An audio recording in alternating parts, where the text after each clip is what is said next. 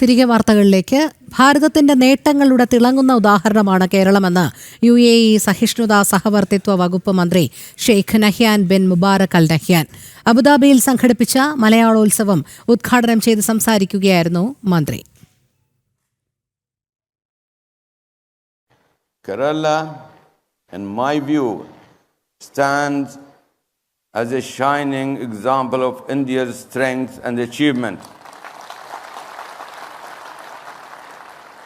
UAEയിലും അറബ് ലോകത്തും പ്രധാനപ്പെട്ട സമൂഹമായി കേരളത്തിൽ നിന്നുള്ള പ്രവാസികൾ മാറിയിട്ടുണ്ടെന്നും Sheikh Nahyan bin Mubarak Al Nahyan പറഞ്ഞു. കേരളത്തിൽ നിന്നുള്ളവരുടെ കഠിനാധ്വാനത്തെയും മന്ത്രി അഭിനന്ദിച്ചു. മുഖ്യമന്ത്രി പിണറായി വിജയൻ, സാംസ്കാരിക മന്ത്രി സജി ചെറിയാൻ, UAEയിലെ ഇന്ത്യൻ സ്ഥാനപതി Deepak Mittal, MA Yusuf Ali, Kerala chief secretary Jayathilaka തുടങ്ങിയവരും പരിപാടിയിൽ പങ്കെടുത്ത് സംസാരിച്ചു. ലോക കേരള സഭ, മലയാളം മിഷൻ, അബുദാബിയിലെയും അലൈനിലെയും അംഗീകൃത പ്രവാസി സംഘടനകൾ എന്നിവയുടെ നേതൃത്വത്തിലുള്ള സംഘാടക സമിതിയാണ് മലയാളോത്സവത്തിന് നേതൃത്വം നൽകിയത്.